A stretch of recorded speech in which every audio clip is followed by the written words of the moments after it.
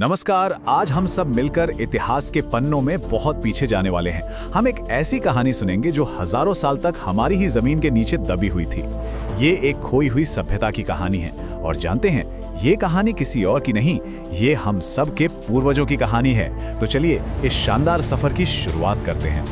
तो देखिए, ये कहानी शुरू होती है करीब 200 साल पहले 1826 में। चार्ल्स मैसन नाम का एक अंग्रेज सिपाही था जो अपनी फौज से भाग निकला था और घूमते घूमते वो पहुंचा पंजाब के गांव हड़प्पा। वहां उसने ईंटों के बड़े ऊंचे ऊंचे टीले देखे। उसे लगा, अरे ये तो किसी पुराने राजा का किला होगा। उसे जरा भी अंदाजा नहीं था कि वो जिन खंडहरों को देख रहा था वो सिकंदर के समय से भी 2000 साल ज्यादा पुराने थे। लेकिन इसके बस 30 साल बाद हमारे इतिहास के साथ एक बहुत बड़ी भूल हो गई। हुआ यूं कि अंग्रेज कराची से लाहौर तक रेल की पटरी बिछा रहे थे और मजदूरों ने उन्हीं टीलों से, उन्हीं कीमती ईंटों से लाखों की संख्या में ईंटें निकाल ली और पटरी के नीचे बिछा दी। सोचिए जरा, करीब 160 किलोमीटर तक हमारी वो अनमोल विरासत ट्रेन के पहियों के नीचे कुचल दी गई। क्यों? क्योंकि तब किसी को पता ही नहीं था कि वो ईंटें कितनी कीमती हैं। तो चलिए सबसे पहले ये जानते हैं कि आखिरकार इस महान सभ्यता का राज दुनिया के सामने आया कैसे। ये कहानी है उन जांबाज पुरातत्ववेत्ताओं की जिन्होंने इस राज से पर्दा उठाया। तो चार्ल्स मैसन के देखने और रेलवे लाइन बिछने के कई सालों बाद 1920 के दशक में दयाराम साहनी और राखाल दास बनर्जी जैसे भारतीय वैज्ञानिकों ने सही तरीके से खुदाई का काम शुरू किया और फिर तो जैसे जादू हो गया। एक के बाद एक पूरे के पूरे शहर जमीन के नीचे से निकलने लगे। और फिर आया साल 1924 जब सर जॉन मार्शल ने लंदन में एक ऐसी घोषणा की जिसने पूरी दुनिया को चौंका दिया। उन्होंने कहा कि भारत का इतिहास उतना नहीं जितना हम समझते थे, बल्कि ये तो मिस्र और मेसोपोटामिया जितना ही पुराना है, यानी कि पूरे 5000 साल पुराना। चलिए अब इन शहरों के अंदर चलते हैं, देखते हैं कि हड़प्पा और मोहनजोदड़ो की खुदाई में ऐसा क्या मिला जिसने दुनिया के बड़े बड़े इंजीनियरों और वैज्ञानिकों को भी हैरान कर दिया।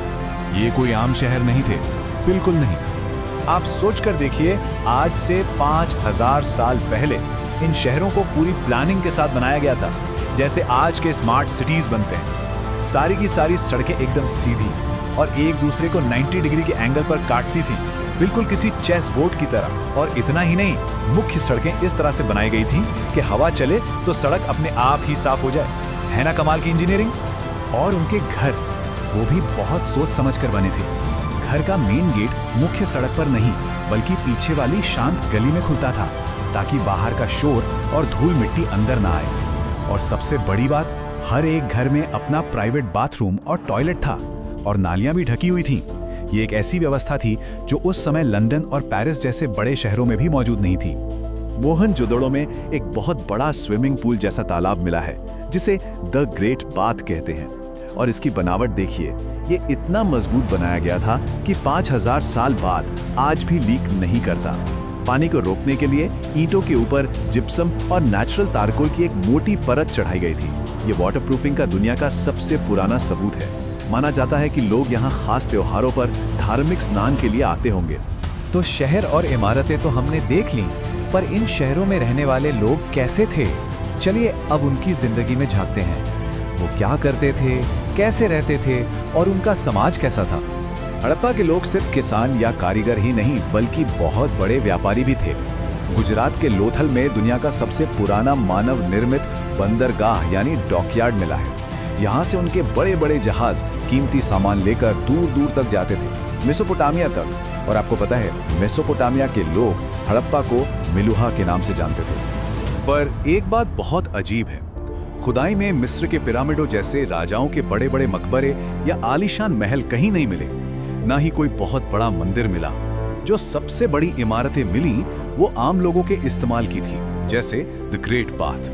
और तो और यहाँ लड़ाई के हथियारों से कहीं ज्यादा बच्चों के खेलने के लिए खिलौने मिले हैं। इससे ऐसा लगता है कि शायद ये एक बहुत ही शांति प्रिय और बराबरी वाला समाज था।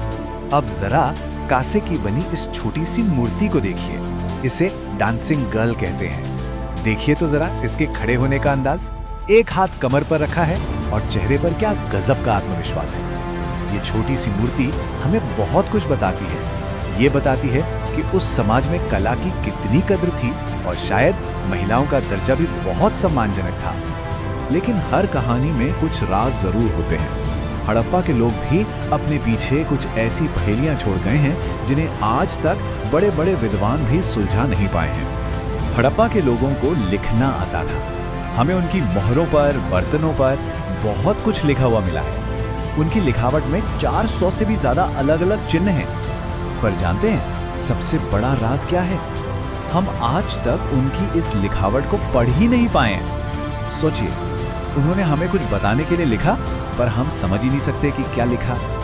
और एक और मजेदार पहेली, हड़प्पा से जो हजारों मोहरें मिली हैं, उन पर सबसे ज्यादा जिस जानवर की तस्वीर है, वो ना तो शेर है, ना बाघ और ना ही हाथी। वो है एक सींग वाला जानवर, जिसे कई लोग यूनिकॉर्न कहते हैं। आखिर ये था क्या? क्या ये सच में कोई जानवर था, या किसी भगवान का प्रतीक, या फिर उनके राज का कोई निशान? ये भी एक बड़ा रहस्य है। और अब आता है सबसे बड़ा सवाल। एक ऐसी सभ्यता जो इतनी एडवांस थी, इतनी फैली हुई थी और हजारों साल तक चली, वो खत्म कैसे हो गई? 1900 ईसा पूर्व के आसपास ऐसा क्या हुआ कि सारे शहर अचानक वीरान हो गए? देखिए, पहले कुछ लोग मानते थे कि बाहर से आए आर्य लोगों ने हमला करके इस सभ्यता को नष्ट कर दिया। लेकिन अब वैज्ञानिक इस थ्योरी को नहीं मानते, क्योंकि उन्हें लड़ाई झगड़े का कोई खास सबूत नहीं मिला। आज की जो नई वैज्ञानिक खोज है, वो बताती है कि सभ्यता का असली दुश्मन कोई इंसान नहीं, बल्कि बदलता हुआ मौसम यानी क्लाइमेट चेंज था। सैटेलाइट से ली गई तस्वीरों से ये पता चला है कि सरस्वती जैसी एक बहुत बड़ी नदी, जिसके किनारे सैकड़ों शहर बसे थे, वो धीरे धीरे सूखने लगी। और दूसरी तरफ सिंधु नदी में भयानक बाढ़ आने लगी। तो एक तरफ सूखा और दूसरी तरफ बाढ़। जब खेती के लिए पानी नहीं बचा और घर डूबने लगे, तो लोगों को मजबूर होकर अपने बसे बसाए शहर छोड़कर कहीं और जाना पड़ा। तो क्या इसका मतलब ये है कि हड़प्पा सभ्यता हमेशा के लिए खत्म हो गई? इसका जवाब आपको हैरान कर देगा। जवाब है नहीं। वो लोग भले ही चले गए, लेकिन उनकी बहुत सी बातें और आदतें आज भी हम सब में जिंदा हैं। चलिए देखते हैं कैसे। आज हम हाथ जोड़कर नमस्ते करते हैं, है ना? ये हमें हड़प्पा की मोहरों पर भी दिखता है। वहाँ एक पशुपति की मोहर मिली है जो बिल्कुल योग की मुद्रा में बैठे हैं। वो लोग पीपल के पेड़ को पवित्र मानते थे और हम आज भी मानते हैं। इतना ही नहीं, वहाँ मिली कुछ मूर्तियों में महिलाओं की मांग में सिंदूर भी लगा हुआ दिखा है। ये सब हमारी 5000 साल पुरानी जीती जाती विरासत है। और अब तो हमारे पास इसका पक्का वैज्ञानिक सबूत भी है।